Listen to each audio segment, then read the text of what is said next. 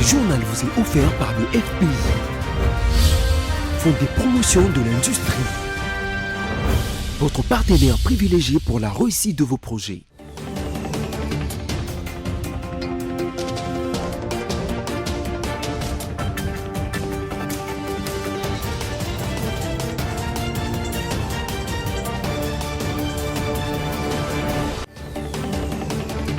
C'est l'heure de la grande édition sur votre chaîne. Merci de nous rejoindre. Madame, monsieur, bonsoir. Voici les titres de ce vendredi.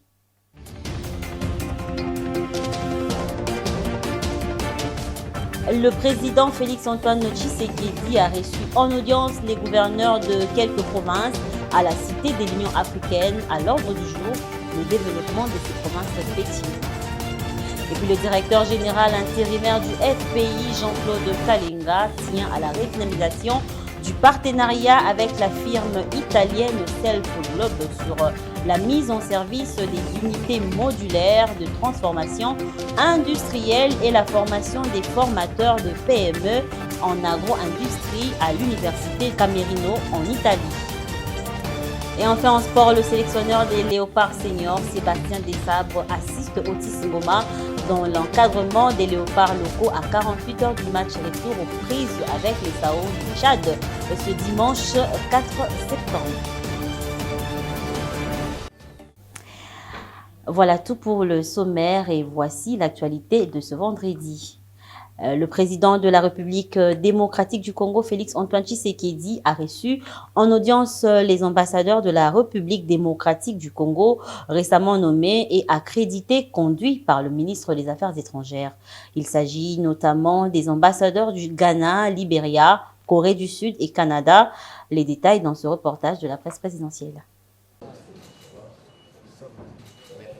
Récemment nommés et affectés à leurs postes respectifs, les ambassadeurs de la RDC en Pologne, au Qatar, au Ghana, au Libéria, au Canada, en Corée du Sud, en Russie, au Vatican et en Tanzanie ont été conduits ce jeudi 1er septembre auprès du chef de l'État Félix-Antoine Tshisekedi Tshilombo par le vice-premier ministre, ministre des Affaires étrangères, Christophe Lutundula Apala. Les diplomates congolais ont d'entrée des jeux remercier le président de la République pour les choix portés sur leur personne. L'appel aux investisseurs, l'encadrement des compatriotes de la diaspora dans leurs différents pays ont constitué notamment les recommandations du chef de l'État, indique l'ambassadeur de la RDC en Pologne, Madame Clémentine Chakembo Kamanga. L'objet de cette rencontre était d'abord de le saluer et ensuite lui dire merci pour avoir porté son choix sur nous. Et par la suite recevoir ses instructions pour nos prochaines missions diplomatiques. Encadrer la communauté congolaise dans nos pays, relever le fait que la RDC est un pays solution pour nos minéraux et pour notre écologie. Nous devons aussi chercher les investisseurs pour pouvoir appuyer le développement de notre pays. Et il a cité quelques pays en exemple, par exemple la Corée du Sud, et le Qatar. Le même jeudi 1er septembre, le président de la République a reçu à la Cité de l'Union africaine la visite des gouverneurs du Haut-Lomami, Tanganyika et du Kasaï central. Au menu de leurs échanges, les questions liées au développement de ces trois provinces. Images et commentaires.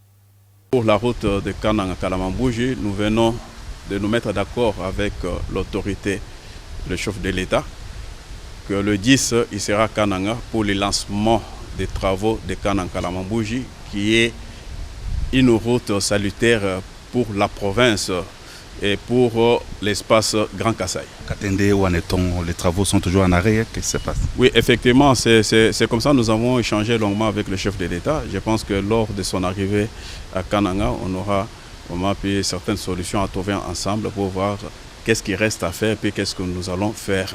Et puis la solution sera trouvée sur place à Kananga. On va parler élection. Denis Kadima a, au cours d'une conférence débat organisée par l'université Simon Kimbangu dans la commune de Kasavubu, mis l'accent sur l'organisation du 4e cycle électoral, notamment l'opération de la révision du fichier électoral. Ce devant une assistance composée des étudiants de l'USK. Je vous propose de suivre une partie de son allocution choisie par Josué Kalamba. Notre équipe a fait un diagnostic à peine arrivé à la CENI et nous avons constaté que durant les 3 derniers cycles électoraux, il y a eu beaucoup de plaintes de la part des parties prenantes. À tort ou à raison, la CENI a été accusée de beaucoup de choses. Et comme conséquence, beaucoup de gens ne croient pas que la CENI peut faire un travail de qualité avec impartialité. Sur base de ce diagnostic, nous nous sommes dit que nous devons relever le défi. Mais vous savez, relever le défi, on peut le faire de plusieurs façons. La façon la plus facile, c'est de se plaindre ou peut-être d'accuser les autres d'être de mauvaise foi. Et je pense que l'équipe qui est à la CENI a plutôt pensé que nous devons nous faire accepter à travers nos actions. Nous n'avons pas toutes les idées au niveau de la CENI. Vous avez des idées parce qu'il y a des choses qui se passent dans nos communautés respectives. Il y a des idées que vous pouvez partager avec nous et nous allons les prendre très au sérieux et les mettre en pratique là où c'est possible de le faire. Souvent, une impression est créée qu'ils sont en train de donner des raisons pour lesquelles ils vont glisser. D'emblée, je vous dis que le glissement ne fait pas partie de notre vocabulaire à la CENI. Nous n'avons jamais dit qu'il y aura glissement parce que nous n'allons pas glisser. Personne ne veut tomber. Donc, on va rester debout et on va se battre avec vous pour que nous ayons les élections en 2023 parce que c'est important pour tout pays d'avoir des élections périodiques, crédibles, apaisées, mais il faut que ces élections se fassent à temps, parce que ça crée une routine en matière de démocratie, c'est important. Et quittant Kinshasa pour Bukavu, dans le cadre de ses vacances parlementaires, le député national membre du PPRD, le professeur Némi Mouilania, a effectué une descente à Bukavu. Ce dernier a pu se rendre compte de l'attachement de la population envers l'autorité morale du Front commun pour le Congo et ancien président Joseph Kabila. Reportage de nos confrères de Bukavu. Éblouissante sortie du Front commun pour le Congo et du PPRD à Bukavu, chef-lieu du Sud Kivu, samedi 27 août 2022. C'était une marée humaine qui a déferlé avec effusion sur la ville de Bukavu en ébullition lors de l'accueil chaleureux du professeur Némi Mouilanya Wilonja, l'un des cadres influents du PPRD en vacances parlementaires. Cette foule immense en liesse a exprimé son attachement indéfectible envers le raïs Joseph Kabila Kabange, autorité morale du FCC et président national du PPRD, dont le portrait fortement visible a aiguillonné l'ardeur patriotique de plusieurs milliers d'admirateurs, visages radieux, tout sourire. L'apothéose a été la place de l'indépendance de Bukavu, noir de monde, qui vibrait intensément au rythme endiablé de l'accueil merveilleux, et c'est là que l'orateur du jour Némi a galvanisé au mieux qu'il pouvait des centaines de milliers de membres et sympathisants en délire de la plateforme FCC. Il leur a transmis fidèlement le message de compassion et de solidarité du 4e président de la RDC, Joseph Kabila Kabange, à l'égard de ses compatriotes de l'Est et du Kivu traumatisé en proie à la spirale de violence et aux tueries incessantes. En outre, Némi Mouilanya Wilonja a invité l'assistance conquise à cultiver au quotidien le vivre ensemble, raffermir le patriotisme, sauvegarder l'unité, préserver la paix, aiguiser la cohésion nationale et revivifier à jamais la concorde pour l'intérêt supérieur de la nation et le développement harmonieux du Congo, grande nation au cœur de l'Afrique centrale. Parlons éducation à présent, mais de l'autre côté, dans la province du Lualaba, rentrée scolaire prévue pour le lundi 5 septembre sur toute l'étendue du territoire national. La province du Lualaba à Kolwezi se distingue par l'effectivité de la mise en œuvre de la gratuité de l'éducation de base prônée par le président de la République démocratique du Congo. Pour ce faire, le complexe scolaire Ewabora, réhabilité et pimpant neuf, est prêt à recevoir 5000 élèves à la rentrée des classes et 200 enseignants. Cette école a de quoi inciter à y inscrire ses enfants pour y suivre les enseignements. En effet, celle-ci a complètement été réhabilitée de ses bâtiments à sa pelouse et respire le neuf dans tous ses coins et recoins. L'objectif est de répondre aux meilleures conditions de travail pour les enseignants et au meilleur apprentissage pour les élèves. On ne le croirait pas, mais cette infrastructure est bel et bien située dans la ville de Kolwezi, dans la province de Lualaba. On retrouve sur ce site scolaire un terrain de football et de basket pour la pratique du sport, un laboratoire informatique, un dispensaire pour prendre en charge les cas bénins des enfants avec une ambulance et même une piscine.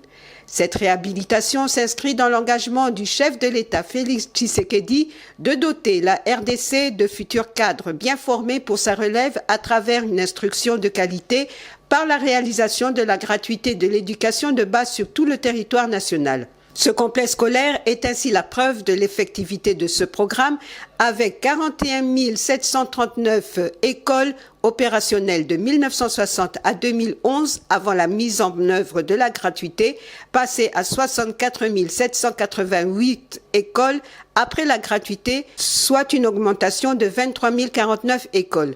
Concernant l'effectivité des agents, on en comptait 410 259 avant la gratuité contre 675 700 à ce jour, soit une augmentation de 265 355 agents. Pour l'enveloppe salariale mensuelle, celle-ci est passée de 8 milliards de francs congolais à 213 milliards de francs congolais, soit une augmentation de 204%. Tout ceci en application de la Constitution de 2006.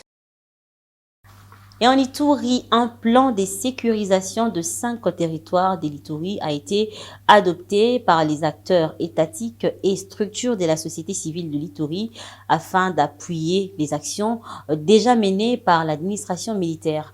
C'est à l'issue d'un atelier de 3 jours organisé par le gouvernement provincial avec l'appui financier du Royaume des Pays-Bas. Ceci dans le cadre du projet Ensemble pour la sécurité et la paix à l'Est de la RDC. Suivez.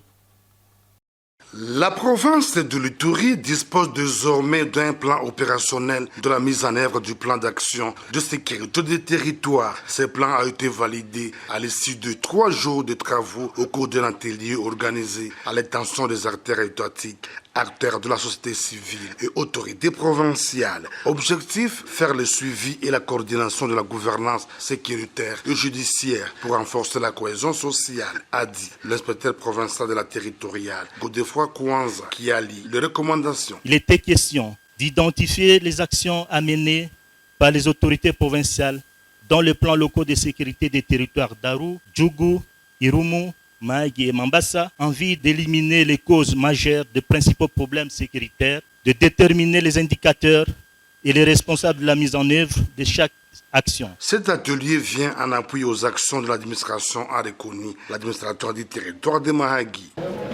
Cet atelier nous a permis d'acquérir beaucoup de notions liées à la gouvernance sécuritaire, ce qui nous permettra de bien travailler surtout lors de nos itinérances et en matière de sécurité dans l'exercice de notre fonction. Niki Douma, représentante pays de VNG international, énumère certaines actions en cours dans le cadre de ce programme. Oui, cette activité, sous l'invitation du gouverneur de province de l'Ituri, a porté sur la validation d'un plan opérationnel provincial en matière de la gouvernance sécuritaire pour appuyer la mise en œuvre des plans locaux de sécurité des différents territoires de province. Donc nous allons continuer à appuyer l'autorité territoriale ainsi que l'autorité provinciale dans leur mise en œuvre. Au nom du gouverneur de province, Maître Unega Egui, directeur de cabinet de l'autorité provinciale, estime que ces assises constituent le socle du renforcement du processus de pacification de l'Ituri. D'entrée de jeu, permettez-moi de rendre les hommages les plus déférents à son Excellence Monsieur le Président de la République, Félix Antoine Tshisekedi Tshilombo, chef de l'État, commandant suprême des forces armées et de la police nationale congolaise, artisan de la paix et de la sécurité de notre pays en général, et en particulier de notre chère province de l'Ituri, et de le remercier pour sa vision à restaurer l'autorité de l'État, la sécurité et de rétablir la cohésion sociale en Ituri. Financé par le Royaume de Pays-Bas, cet atelier a été organisé par le gouvernement provincial de l'Ituri sous la facilitation du consortium VNG International et Corded. On va parler industrie dans ce journal. Je vous le disais aussi au sommaire, le Fonds de promotion de l'industrie entretient des relations privilégiées avec l'ambassade de l'Italie en RDC. Une coopération qui se résume par le partenariat avec la firme Self Globe sur la mise en service des unités modulaires, des transformations industrielles et la formation des formateurs des PME en agro-industrie à l'Université des Camerino en Italie. Après 2 ans de veille due à la pandémie de coronavirus, le nouveau management du FPI, conduit par le directeur général intérimaire Jean-Claude Kalinga, tient à la redynamisation de ce partenariat. Raison d'être de la séance de travail avec l'ambassadeur de l'Italie en RDC, Alberto Petranghedi. La redynamisation du partenariat existant entre le FPI et l'ambassade de l'Italie en RDC, c'est l'essentiel de cette séance de travail entre Jean-Claude Kalinga Makunga et Alberto Petranghedi. Dans un passé récent, le FPI a signé un protocole d'accord de partenariat avec l'entreprise italienne Self Globe pour le montage et la mise en service d'une unité modulaire de collecte et transformation des produits laitiers pour les centres d'autopromotion à la base CAB Mouloume-Mounene au Sud Kivu et aussi pour la coopérative des groupements d'éleveurs du Nord Kivu à Kogenoki à Luonga dans la cité de Sake en territoire de Massissi. Aussi, le FPI, dans sa politique de soutien aux PME, avait signé un autre protocole d'accord toujours avec Self Globe pour la formation des formateurs en agro-industrie à l'Université des Camerino en Italie. Il s'est agi de transfert des technologies et des conseils techniques. Des résultats probants découlent de ce partenariat FPI Self Globe qu'aujourd'hui, le nouveau management du FPI pense à une redynamisation intégrale de la coopération. L'ambassade d'abord d'Italie, nous sommes dans un partenariat depuis nos prédécesseurs. Nous deux, nous sommes de nouveau. Ici, nous devrions avoir cette visite pour essayer de voir la continuité de cette coopération. Self Globe, qui est une société italienne, a eu déjà à faire de preuves. Self Globe prépare des équipements adaptés aux circonstances du terrain. Cette nouvelle donne est aussi l'avis de l'ambassadeur de l'Italie en RDC qui espère que cette coopération pourrait être renforcée par la création de nouvelles entreprises dont le pays a besoin. Il y a des relations étroites entre le FPI et l'Italie depuis des années dans le domaine de la promotion de l'industrie ici en RDC. On est en train de former des formateurs ici au Congo, donc des gens qui peuvent à leur tour former des jeunes dans l'entrepreneuriat et dans la formation de nouvelles entreprises, dans le domaine de la transformation agricole et aussi dans d'autres domaines. Et en société révolue, l'époque où le croisement Kapela-Kimwinza dans la commune de Kialamou était un bourbier ou un terrain rocailleux, ce coin de la capitale a vu d'œil se métamorphoser avec les travaux des réfections qui s'y font à la grande satisfaction des Quinois du coin et des usagers de cette section de la voirie quinoise. Samy Bossongo et Générose Essengo nous font part du constat fait sur terrain.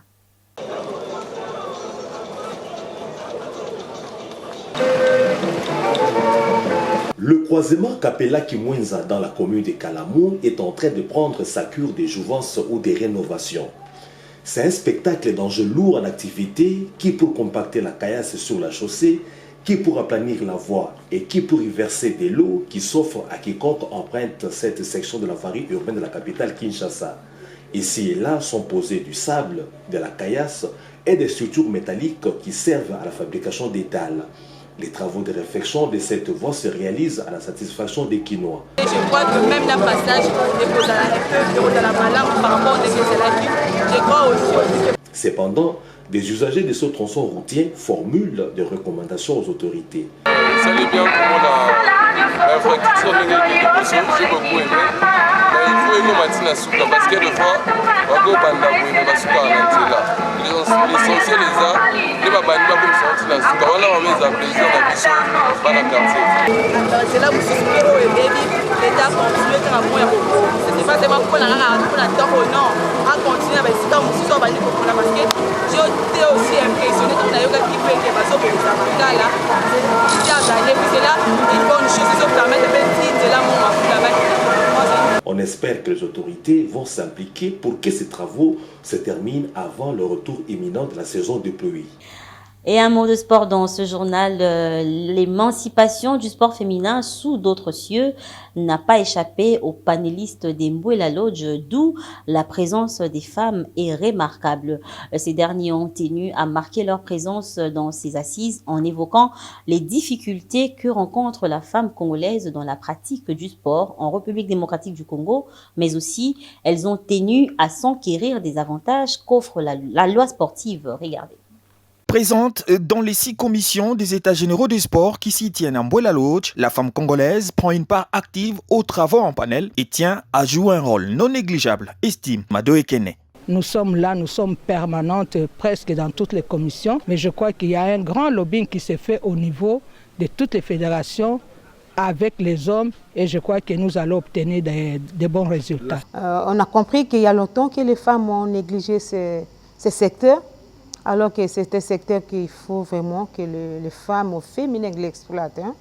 Porteuses de désidérata de leurs contrées respectives, les femmes responsables des instances sportives sont conscientes des difficultés de leur coin et entendent se battre jusqu'à trouver gain de cause à l'issue de ces travaux.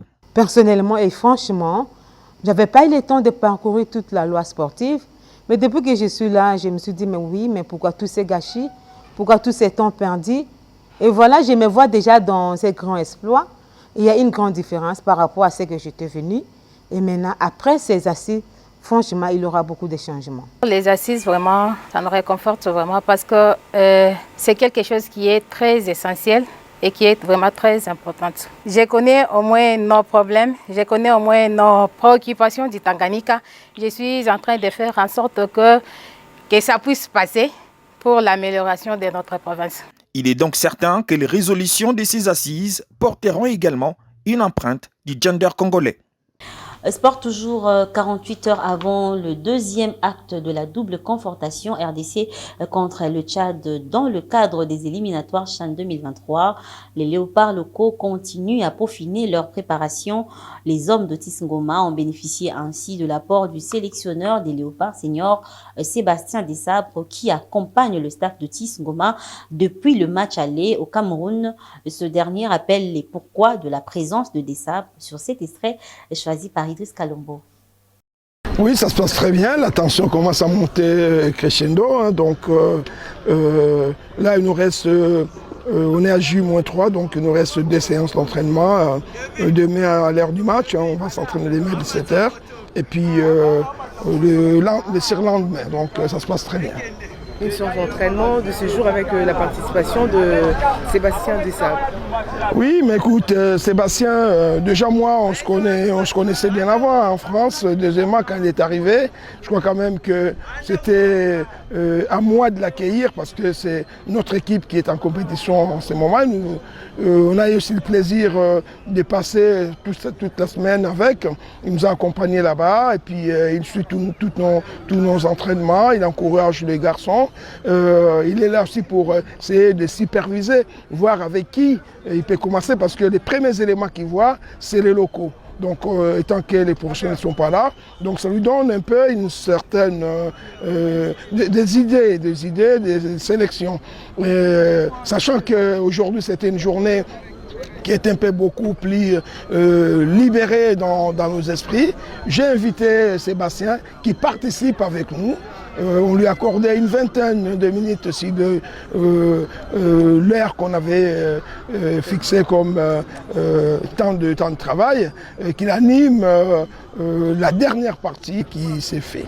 Et ça s'est fait avec plaisir. Mais écoute, je crois que c'est un professionnel comme nous autres. Donc le courant, les contacts a bien passé, puis c'était une séance vraiment plaisante. Interaction avec les joueurs aussi. Tout à fait, parce que le but du jeu, c'était le thème, c'était le jeu dans les intervalles. Donc j'ai commencé la première partie avec le jeu des 4 couleurs, parce qu'on a un petit souci dans, pas simplement dans la coordination de nos mouvements, mais dans la perception. On n'arrive pas. Ça, c'est un peu le problème du football congolais, à voir vite, à jouer vite, à décider vite. Voilà la fin de ce journal, mais d'abord le rappel des principaux titres.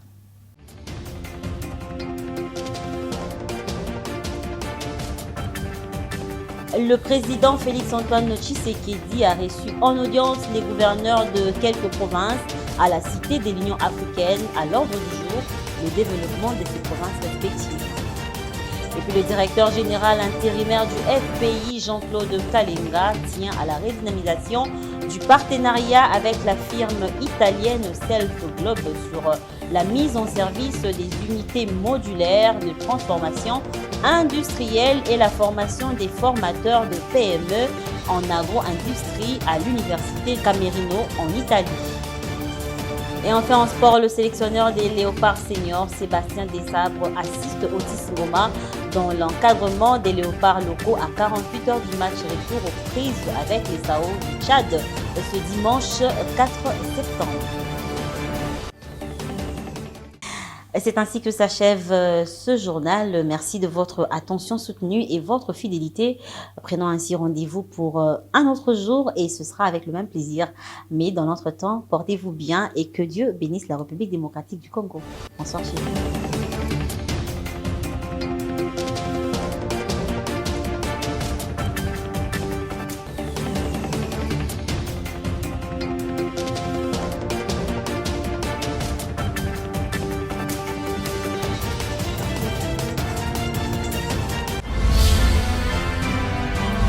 Ce journal vous a été offert par le FPI, Fonds des promotions de l'industrie, votre partenaire privilégié pour la réussite de vos projets.